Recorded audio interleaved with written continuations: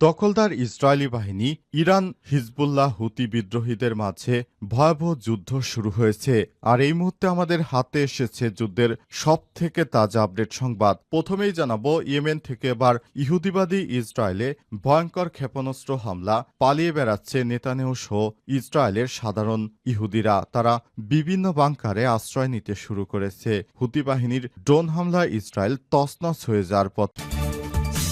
এরপর জানাবো, গাজায় ইসরায়েলি হামলায় নিহত 93 জন নিরীহ ফিলিস্তিনি। অবরুদ্ধ গাজা উপত্যকায় ইহুদিবাদীদের বিমান হামলা, গোলাবর্ষণে সাধারণ মানুষ আরও মারা যাচ্ছে। মেরে তাদেরকে বিভিন্ন জায়গায় ফেলে রাখা হচ্ছে। মানবিক সংকটও চরমে পৌঁছেছে। আজ ইসরায়েলি বাহিনীর টানা হামলায় অঞ্চলটিতে সর্বশেষ 93 জন নিরীহ ফিলিস্তিনি মানুষ নিহত হয়েছে। এতে এ পর্যন্ত নিহতের সংখ্যা 53,650 ছাড়িয়ে গেল। খবর আল জাজিরা। এদিকে যুদ্ধ শেষে পুরো গাজা নিয়ন্ত্রণ করবে ইসরায়েল, দাবি করল নেতানিয়াহু। ইহুদিবাদী কট্টরপন্থী নেতানিয়াহু দাবি করেছেন তারা পুরো গাজার নিয়ন্ত্রণ নেবে। যুদ্ধ শেষ হওয়ার পর তারা গাজা পুরো তছনছ করে দেবে এবং গাজার সম্পূর্ণ নিয়ন্ত্রণ তাদের হাতে থাকবে বলে এমনটাই দাবি করেছে পৃথিবীর নিকৃষ্ট এই ইহুদিবাদী ইসরায়েলের প্রধানমন্ত্রী বেনজামিন নেতানিয়াহু। এবারে জানাবো, গাজায় ইসরায়েলি বাহিনীর গুলির মুখে পড়লেন ইউরোপীয় ইউনিয়নের কূটনৈতিক ও আরবের কূটনীতিকরা। অধিকৃত পশ্চিম তীরে গাজায় বিভিন্ন দেশের অন্তত ৪৫ জন কূটনৈতিক ছিল। তাদেরকে লক্ষ্য করে গুলি চালিয়েছে ইহুদিবাদীরা। তারা গুলি চালিয়ে তাদেরকে ওই এলাকা ছাড়া করেছে। এর ফলে এবার ৪৫ রাষ্ট্র থেকে নেতানিয়াহুর উপর চাপ আসলো। নেতানিয়াহু এবার পালাবে, তার পালানো ছাড়া কোনো গতি নেই। এবং সর্বশেষ জানাবো, একটি সংস্কারও করতে পারেনি ইউনূস, বললেন মান্না। নাগরিক ঐক্যের সভাপতি মাহমুদুর রহমান মান্না বলেছেন, বর্তমানের অন্তর্বর্তীকালীন সরকার দায়িত্ব গ্রহণে ৯.৫ মাসে একটি সংস্কারও করতে পারেনি। তারা শুধু সংস্কারের গালগল্প শুনে মানুষকে প্রতিশ্রুতি দিয়ে আসছে, কিন্তু এখন পর্যন্ত একটি সংস্কারও করতে পারেনি। বর্তমান ঢাকা অচল অবস্থায় রয়েছে। এ অবস্থায় পুরো দেশটাকে অস্থিতিশীল করা হচ্ছে। এ অবস্থায় সরকার কোনো পদক্ষেপ নিতে পারছে না। প্রিয় দর্শক, এতক্ষণ শুনছিলেন সংবাদ শিরোনাম, এবারে বিস্তারিত। তবে তার আগে বন্ধুরা, অনুরোধ থাকবে এই সংবাদটিতে একটি লাইক দিন। এই চ্যানেলে আপনি নতুন হয়ে থাকলে আমাদের সংবাদটি দেখতে দেখতে চ্যানেলটি সাবস্ক্রাইব করে রাখুন। কমেন্ট করে বন্ধুরা আপনার মূল্যবান মতামত জানিয়ে দিন। আর বন্ধুরা, গাজা যুদ্ধে আপনি যদি নিরীহ ফিলিস্তিনিদের ভালোবেসে থাকেন, কমেন্টে ইয়েস লিখে বিশ্ববাসীকে জানিয়ে দিন। সংবাদটি আপনার সোশ্যাল মিডিয়া ফেসবুকে বন্ধুদের দেখার সুযোগ করে দিন। এবারে বিস্তারিত। ইয়েমেন থেকে ক্ষেপণাস্ত্র হামলা, আতঙ্কে ইসরায়েলের বাসিন্দারা। ইয়েমেন থেকে ছোড়া একটি ক্ষেপণাস্ত্র ইসরায়েলের দিকে ধেয়ে আসছে। এই খবর শুনেই সেখানে আতঙ্ক ছড়িয়ে পড়ে। এরপর সেটিকে প্রতিহত করার চেষ্টা করছে আইডিএফের সেনারা। আজ এই ঘটনাটি ঘটে যার পরপরই ইসরায়েলের মধ্যাঞ্চলে একযোগে সতর্কতামূলক সাইরেন বাজানো হয়। এতে রাজধানী তেল আবিব, পশ্চিম তীর জেরুজালেম সহ বিস্তীর্ণ এলাকায় আতঙ্ক ছড়িয়ে পড়ে। লক্ষাধিক মানুষ তখন বাংকারে পালাতে ছুটে যায়। আইডিএফের এক বিবৃতিতে বলা হয়েছে, ক্ষেপণাস্ত্রটি নির্ধারিত পথে শনাক্ত করা হলেও তাৎক্ষণিকভাবে আকাশ প্রতিরক্ষা ব্যবস্থা সেটিকে সফলভাবে ধ্বংস করতে পারেনি। সেটি আংশিকভাবে আঘাত করে এরপর সেটিকে নিষ্ক্রিয় করা হয়েছে। এই ঘটনায় এখন পর্যন্ত বেশ কিছু হতাহতের ঘটনা ঘটেছে। এই ঘটনার পর ইসরায়েলি সামরিক বাহিনী একটি পূর্ণাঙ্গ তদন্ত শুরু করেছে। তবে হামলার দায় এখনও কেউ স্বীকার করেনি। ইয়েমেনের হুতি বিদ্রোহীদের এই ধরনের হামলার ইতিহাস থাকলেও এবারের ঘটনায় তারা সরাসরি জড়িত কিনা তা এখনও নিশ্চিত হওয়া যায়নি। ইসরায়েলের প্রধানমন্ত্রী বেনজামিন নেতানিয়াহু এবং প্রতিরক্ষামন্ত্রী ইয়োব গ্যালেন্ট পরিস্থিতি নিবিড়ভাবে পর্যবেক্ষণ করছেন এবং আকাশ প্রতিরক্ষা জোরদারের নির্দেশ দিয়েছেন। সামরিক সূত্রগুলো জানিয়েছে যে দেশের নিরাপত্তা নিশ্চিত করতে সব ধরনের প্রস্তুতি নিয়েছে ইসরায়েল সেনাবাহিনী, আইডিএফ। আঞ্চলিক প্রেক্ষাপট, মধ্যাঞ্চলে উত্তেজনার মধ্যে এই ধরনের হামলা নতুন করে উদ্বেগ বাড়াচ্ছে। এর আগে ইয়েমেনের হুতি গোষ্ঠী সৌদি আরব ও সংযুক্ত আরব আমিরাতে বিভিন্ন লক্ষ্যবস্তুতে ক্ষেপণাস্ত্র ও ড্রোন দিয়ে হামলা চালিয়েছিল হুতি যোদ্ধারা। গাজায় ইসরায়েলি হামলায় আরও নিহত ৯৩ জন ফিলিস্তিনি। অবরুদ্ধ গাজা উপত্যকায় ইসরায়েলের বিমান হামলা ও গোলাবর্ষণে হতাহত মানুষের সংখ্যা বেড়েই চলেছে। মানবিক সংকট এখন চরমে পৌঁছেছে। আজ ভোর থেকে ইসরায়েলি বাহিনীর টানা হামলায় অঞ্চলটিতে অন্তত ৯৩ জন ফিলিস্তিনি নিহত হয়েছে। আহত হয়েছে আরও শতাধিক মানুষ। এতে করে অবরুদ্ধ এই উপত্যকাটিতে নিহতের মোট সংখ্যা ৫৩,৬৫০ ছাড়িয়ে গেছে। আজ এই তথ্য জানিয়েছে সংবাদ মাধ্যম আল জাজিরা।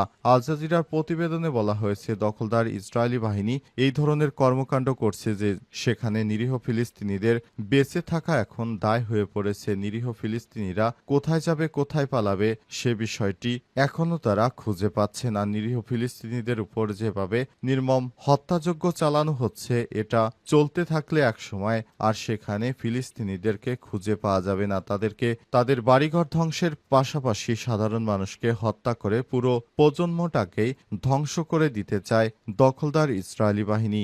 ইসরায়েলের হাত থেকে বাঁচার জন্য মানুষ বিভিন্নভাবে চেষ্টা করে যাচ্ছে, কিন্তু তাদের অব্যাহত বোমা হামলা, বিমান হামলা, সাধারণ সৈনিকদের গুলিবর্ষণ সহ বিভিন্নভাবে মানুষদেরকে দেখামাত্র গুলি করে হত্যা করছে দখলদার ইসরায়েলি বাহিনী। ইসরায়েলের এই হামলা এ পর্যন্ত সাধারণ মানুষ যেভাবে মারা যাচ্ছে, তাতে করে পুরো গাজা একসময় ইসরায়েল দখলে নেবে এবং সেটি ঘোষণা দিয়েছে ইহুদিবাদী নেতানিয়াহু। তিনি বলেছেন, আমরা পুরো গাজার নিয়ন্ত্রণ নেব আর এসব মানুষদেরকে বিশ্বের বিভিন্ন দেশে তারা পাঠিয়ে দেবে, এমন সিদ্ধান্তই নিয়েছে। এবং এইভাবে যদি চলমান থাকে তাহলে ভবিষ্যতে সেখানে আর কোনো মুসলিম মানুষের অস্তিত্ব থাকবে না। তারা গাজা এবং ফিলিস্তিন সহ গ্রেট যে ইসরায়েল বানানোর স্বপ্ন দেখছে, সেটি বাস্তবায়ন করা হবে। এ অবস্থায় বর্তমানে সেখানে খুবই ভীতিকর অবস্থা বিরাজ করছে। সাধারণ মানুষ কি খাবে, সেখানে দুর্ভিক্ষ চলছে। এভাবে চলতে থাকলে পুরো গাজা একসময় শেষ করে দিবে দখলদার বাহিনী। যুদ্ধ শেষে পুরো গাজা নিয়ন্ত্রণ করবে ইসরায়েল, বললেন নেতানিয়াহু। ইসরায়েলের প্রধানমন্ত্রী বেঞ্জামিন নেতানিয়াহু বলেছেন, যুদ্ধ শেষে পুরো গাজা তারা নিয়ন্ত্রণ করবে। তার কথায়, শেষ পর্যন্ত গাজা উপত্যকা সম্পূর্ণরূপে ইসরায়েলের নিয়ন্ত্রণে থাকবে এবং হামাস পরাজিত হবে। আজ টেলিভিশনে প্রচারিত এক ভাষণে তিনি এসব কথা বলেছেন। এ সময় নেতানিয়াহু মানবিক সংকট রোধ করার প্রয়োজনীয়তার উপর জোর দেন। পরে গাজায় সাহায্য সরবরাহের জন্য ৩ পর্যায়ে পরিকল্পনার কথা বলেন। এর মধ্যে রয়েছে উপত্যকায় মৌলিক সাহায্য সামগ্রী পৌঁছে দেয়া, ইসরায়েলি সেনাবাহিনী দ্বারা সুরক্ষিত মার্কিন কোম্পানিগুলোর দ্বারা খাদ্য বিতরণ পয়েন্ট খোলা রাখা এবং গাজায় নিরাপত্তা নিয়ন্ত্রণ নেয়ার পর বেসামরিক নাগরিকদের সুরক্ষার জন্য একটি অঞ্চল তৈরি করা। ইতিমধ্যেই ইসরায়েলি সরকার গাজায় সামরিক অভিযান বন্ধ এবং মানবিক সাহায্য প্রবেশের অনুমতি দেওয়ার জন্য ক্রমবর্ধমান আন্তর্জাতিক চাপের সম্মুখীন হচ্ছে। যদিও এসব চাপ প্রত্যাখ্যান করেছে নেতানিয়াহু। ইসরায়েলের প্রধানমন্ত্রী তার ভাষণের শুরুতেই বলেছেন, হামাসকে পরাজিত করার জন্য ইসরায়েল একটি স্পষ্ট ও ন্যায্য লক্ষ্য রয়েছে। আমরা শেষ পর্যন্ত এই লক্ষ্য অর্জনে প্রতিশ্রুতিবদ্ধ। আমাদের কাজ এখনো শেষ হয়নি। এ সময় যুদ্ধবিরতি নিয়েও কথা বলেছেন নেতানিয়াহু। তিনি আরো বলেন, গাজায় অন্তত ২০ জন ইসরায়েলি বন্দী অবশ্যই জীবিত রয়েছে। যদি জিম্মিদের মুক্ত করার জন্য একটি অস্থায়ী যুদ্ধবিরতি পরিকল্পনা থাকে তাহলে আমরা প্রস্তুত থাকব বলেও জানান তিনি। একটি সংস্কারও করতে পারেনি ইউনূস সরকার, বললেন মান্না। নাগরিক ঐক্যের সভাপতি মাহমুদুর রহমান মান্না বলেছেন, অন্তর্বর্তীকালীন সরকার দায়িত্ব গ্রহণে ৯.৫ মাসে একটি সংস্কারও করতে পারেনি। আজ রাজধানীর জাতীয় প্রেস ক্লাবে বিপ্লবী ওয়ার্কার্স পার্টির সাধারণ সম্পাদক সাইফুল হকের ফ্যাসিবাদ গণ অভ্যুত্থান, বিপ্লবী ও সংবিধান বিতর্ক শীর্ষক বই প্রকাশনা উপলক্ষে আয়োজিত এক আলোচনা সভায় সব কথা বলেন মাহমুদুর রহমান। কালের দাবি প্রকাশনী সভার আয়োজন করে। মাহমুদুর রহমান মান্না আরও বলেছেন, অন্তর্বর্তীকালীন সরকারের সবচেয়ে বড় কাজ হল নির্বাচনের সংস্কারের ব্যবস্থা করা, কিন্তু এটা একটা সংস্কারের সরকার এ পর্যন্ত করতে পারেনি। অথচ ইউনূস রাজনৈতিক দলগুলোর মধ্যে ন্যূনতম ঐক্যমতের ভিত্তিতে সংস্কার করে নির্বাচনের কথা বলেছিলেন, কিন্তু বর্তমানে ইউনূস সরকার কোনো কথা রাখছেন না। ন্যূনতম ঐক্যমতের ভিত্তিতে সংস্কার করে নির্বাচনে যে কথা বলেছেন, ১৬৬টি প্রস্তাবের মধ্যে ১৪৬টি সব দল একমত হয়েছে। বেশিরভাগ বিতর্কিত ঐক্য রয়েছে। এরপরও নির্বাচন নিয়ে কথা বলছেন না কেন? স্টারলিংকের মাধ্যমে বাংলাদেশের সাইবার সিস্টেম কর্তৃক বিদেশিদের কাছে চলে যাচ্ছে কিনা অন্তর্বর্তীকালীন সরকারের কাছে প্রশ্ন রেখেছেন তিনি আরো বলেন, বর্তমানে দেশি বিদেশি পাসপোর্টধারী কতজন আছে সেই হিসাব পাওয়া মুশকিল। ওইরকম একজন মানুষ জাতীয় নিরাপত্তা উপদেষ্টা কিভাবে হয়, যিনি বাংলাদেশে এর আগে কখনোই সিকিউরিটি অ্যাডভাইজার ছিলেন না, তাকে সেই দায়িত্ব দেওয়া হয়েছে। এখন আবার শুনছি সিকিউরিটি অ্যাডভাইজার আর্মির উপর কন্ট্রোল নেয়ার জন্য বিশেষভাবে চেষ্টা করছে। জানি না, তবে এগুলো মানুষের মধ্যে গুজব বা সংশয় তৈরি করছে।